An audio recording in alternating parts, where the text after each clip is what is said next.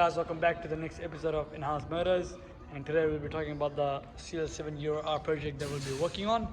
I'll tell you a few things about this car. We bought this in November last year and it's been sitting in the workshop collecting dust, and we've finally had a chance to work on it now. So it came with different colored front end panels. The last owner took these panels off and put in the other CL7 and replaced it with these grey and blue ones. It's good that this car doesn't have any chassis damage at the front. That's the reason we bought it. Although it came with a K20A that ran a bearing. It was already removed by the old owner, as you can see. I've already sent the engine out to get it refreshed, so until that comes back, we'll be working on other bits and pieces of the car. And it's got stock Euro-R wheels with Dunlop Dureza semi-slicks. So I've got a new set of wheels for this, which we'll be replacing. Let's go and have a look at that now. So here are the wheels that we bought for the CL7 Euro-R. These are Bridgestone ProDrive GC010G model wheels. They're really light. 17 by 7.5 plus 44 offset. I believe these are made by Raise Engineering. Yeah, therefore they're really light. So we'll be sending this out now for powder coating. And we'll be painting them pearl white, which is the same factory color for the CL7 Euro-R. So we'll just clean these up and send them away. Okay guys, the wheels are back from powder coating and this is what they look like. Came out really clean. Let's have a look at the back. They're really light as well. Here you go. Pale white. And while we were waiting for these, we also painted the stock CL7 Euro-R wheels gloss black, as you can see here, inside out as well. And for these new set of wheels, we've got a set of 215 4517 003s ready to go. Now these were actually on the EK that I had, but they were way too big for it. So we ended up going for 215 40s on the EK and kept the 45s here for the new set of wheels. Now clear the CL7, so let's move on to the next step. Now that we've got the wheel mounted on the tire machine, we'll be checking the tires on it. Now as you can see, these tires still have the marks on them. They're still fairly new. I think I've done only about 500 to 700 Ks on these on the EK. So now we'll be checking these onto these wheels. Let's get it started. We've done fitting and balancing the new tires on these wheels. We've also filled them with nitrogen. Here's the cap. There you guys have it. This is what they look like. Let's move on to the next step. Right guys, we finally got this car on the hoist. And since we've lifted it up for the first time, we had a quick look underneath to see what it needs for runner fitness. And the most obvious thing you can see here is the rotors. They're a bit rusty, so we'll be sending them out for skimming and getting brand new brake pads replaced for them as well. And the other thing which I'll probably fail on is the front lower control arm bush. As you can see, it's split. So we'll be getting that replaced, and for that we went and got a complete hard race bush kit for CL7 Euro-R. So we'll be upgrading all the bushes for the front lower arm, as I showed you. And we've also got the engine back from our mate that built it, so we'll show you that right now. So here's the engine that we just got refreshed. It's got a low kilometer K20 Euro-R bottom end. One of my friends has a CL7 Euro-R that has gone K24 turbo, so we've taken his block off him and it's done roughly about 87,000 Ks. So we've skimmed the block and we've rebuilt the head, skimmed the head as well, and done a 45-degree angle cut, brand new rust seals and the rest of the goodies. So we'll have a look at the photos of that now.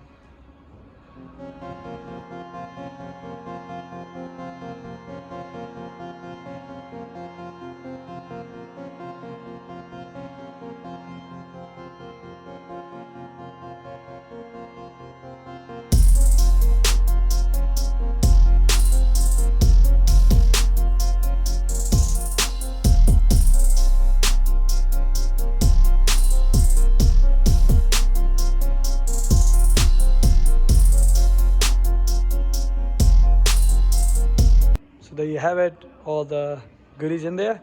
Now we've got some more bits down here. Let's have a look.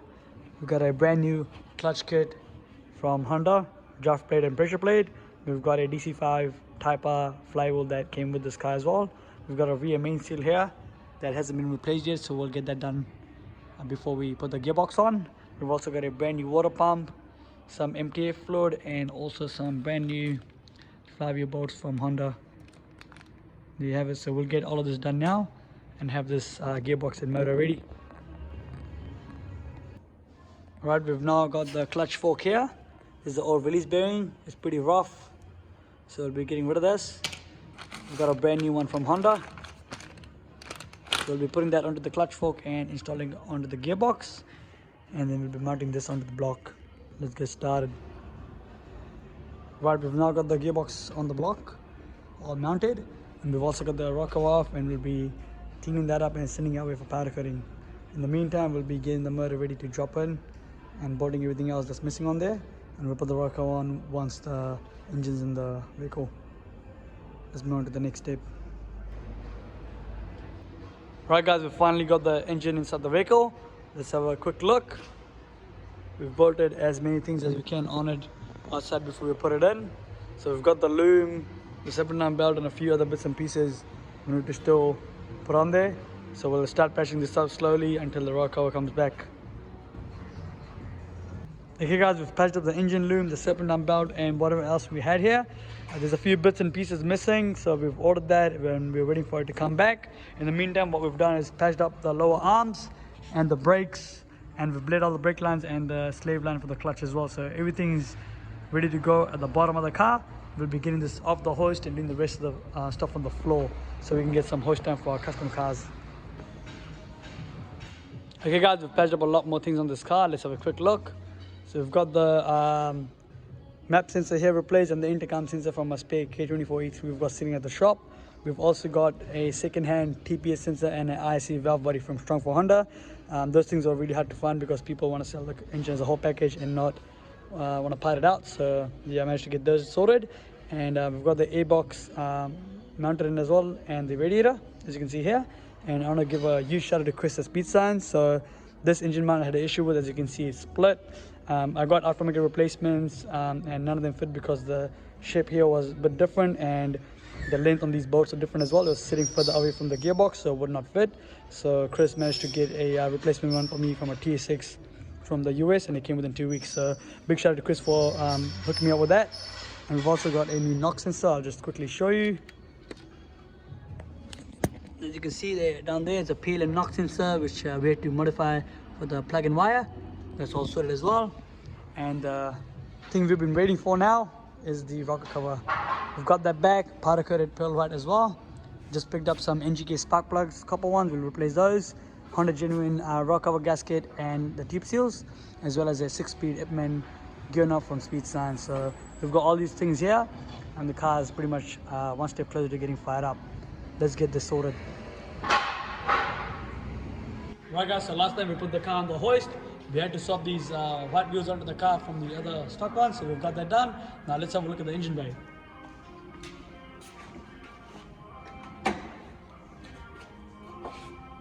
This is the final look of that setup. So now what we've done is put everything in there now. We've got the radiator fans put in as well. Now if you can see right behind me, we've got the old oil filter. It was crushed pretty bad, it was really tight, so we had to get that out somehow. Swap that over with the new Vicro filter, and also we've put the Valvoline full synthetic 530 oil in there. And we've got the cooler that we've put into the radiator as well. So now everything is ready to go. And yeah, it's time to fire off. So let's get it started.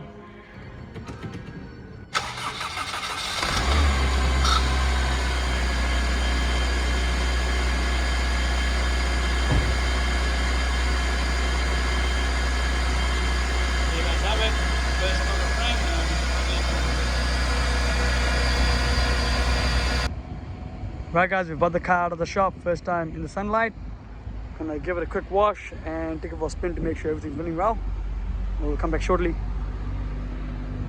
A few moments later.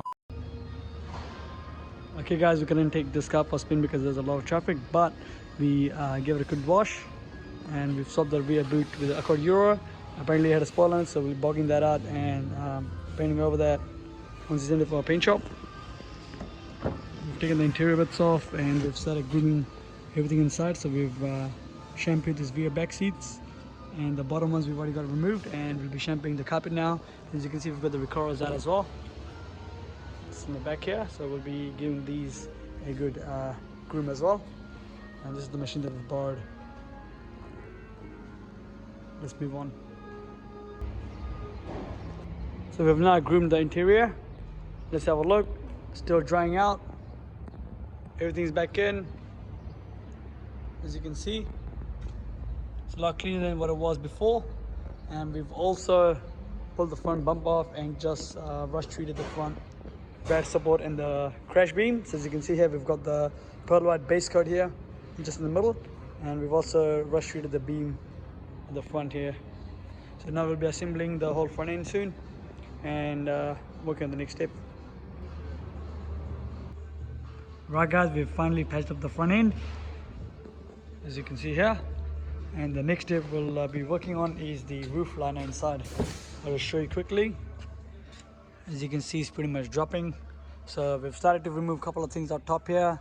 We'll be going around the whole inside and taking all of those bits off and drop this out, and then we can get this re-glued and cleaned up as well, and then we'll install it back on. So let's get that started. Okay guys, we've finally dropped the roof liner. Let's have a quick look.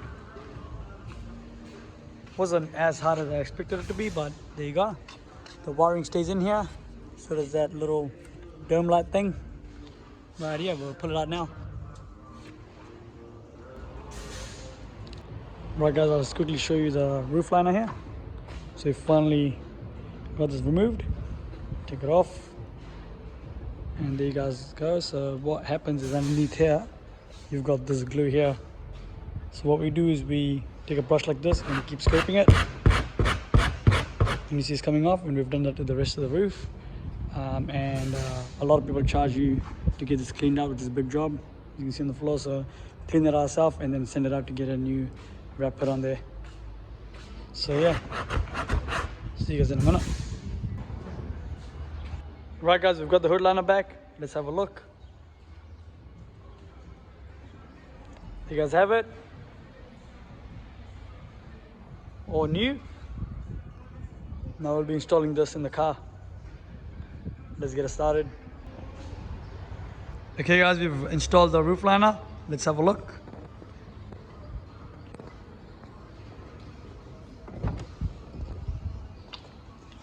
There you go. All clean, brand new. So as you can see, we've got these side trims still not installed. Reason why is that they were still really dirty, and we ended up changing the fabric on them as well. So those should be coming in shortly. In the meantime, we'll be checking this car up, because every time we turn left or right, the outer CVs are clicking. So we'll be getting those removed and getting them replaced. So let's get that started now. We've now got the shafts out. We'll be replacing the outer CVs and inspecting the inner ones as well. Let's get it started. Okay guys, we've replaced both the outer CV joints on this. As you can see, they're brand new. We've checked the inners, they're all good. So we'll be putting these shafts back in the car and then move on to the next step. Let's carry on. Okay guys, I'm quickly going to explain one of the problems we had with this car when it came in. So what happened was, every time you turn the indicator right or left, what would happen is that it would take about 2 seconds, and then the light would turn on, and then it would turn off like that, and it would never blink like a normal indicator would. So that was one of the problems we had. And also there's a thing called an ambient light, which is this green light here. So when you turn your park lights on, that light turns on, showing you that the park lights are on and the headlights are on. That light and our high beam light there, they used to flicker between each other. So I think there was some kind of a shorting either in the unit or the body control module. And also this door light used to flicker as well. They used to set the alarm off randomly. So when you lock the car, it would randomly go off because the alarm thinks that the door's open when it's not. So we did a couple of testing with this stuff. We changed the cluster, played around with the indicator stock, swapped that over, and also tested this cluster in a different car. And the conclusion we came up to was that the BCM was faulty, which is this one here. There's the original body control module, which is located under the driver's footwell. And this cover here, you can see up there. So we got that unit replaced, and we still had the problem of it shorting, but the indicators worked fine. So we ended up getting a second-hand cluster here, and replaced the old one, which I've got in my hand here. So it's all done now. We've got a good working cluster, and we've also got the dials changed to the original kilometers on this vehicle, which is good to go. So now the next step is going to be sending this car to Honda for a passenger airbag recall. which is right there. So this car's going to Honda tomorrow, and when it comes back we'll be working on the screen that's in the middle here, which we've already removed. So the screen doesn't turn on at all, and when we open it we find that there's a bit of wiring. The old owner must have ran some kind of aftermarket heat unit in the pocket down here. So we'll be cutting and crimping all of this back and hoping to make this original unit work again, and then we'll go from there. See you guys soon. We've now got the car back from Honda. We got the passenger airbag igniter replaced. We've also replaced the rear sway bar links because they were worn with the hard race links here. There's the packet, and we've also got the D bushes replaced from Honda Genuine. Lucky they had the last pair left in the country, so got those two done. And shout out to Honda for giving me some spare radio holders as well. It's got a fresh radio for 12 months now, as well as a warranty fitness. Now before we get into the radio, the car's actually booked in for a panel paint job, so let's go to the workshop. Right guys, so we are outside the workshop Penrose. We dropped the CL off for a paint job. It's an R35. So we'll pick this up once it's all done. See you guys soon.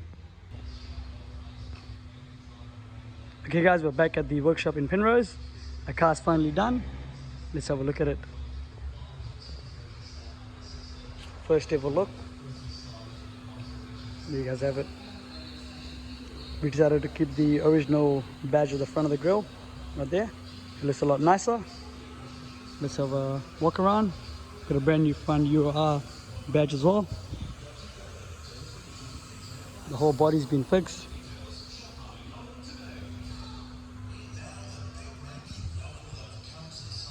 Got the rear red badge put on.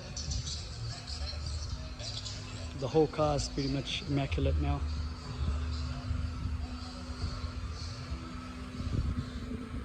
I want to give a huge shout out to the workshop Penrose for getting our car done here. If you guys need any panel and paint jobs done, hit those guys up. They're on Walls Road, Penrose, and they'll sort you out for any cars. Now we'll be heading back to the workshop. See you guys soon.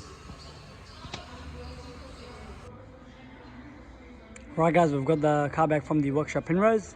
It's been sitting here for a week now, and we've just been doing a last final touch up from the vehicle. Let's have a quick look at the car. So we just got the 35% tints done on it a couple of days ago. It looks fairly decent. Just a quick tip for the guys that always get tints done on their car. When you do get it done, it's always good to remove the high stop light that's in there. Normally what happens is when you get the tints done, the guys will go around this high stop light and they'll do a cutout, which looks a bit ugly. So what we do is we remove it all the time, get the tints done, and then put it back. That way it hides the high stop light behind the glass, but when you do brake, you can easily see it and it passes off as well because it's not that dark. So just a quick tip for you guys. There you guys have it. Interior is all patched up. I'll quickly show you. There you go.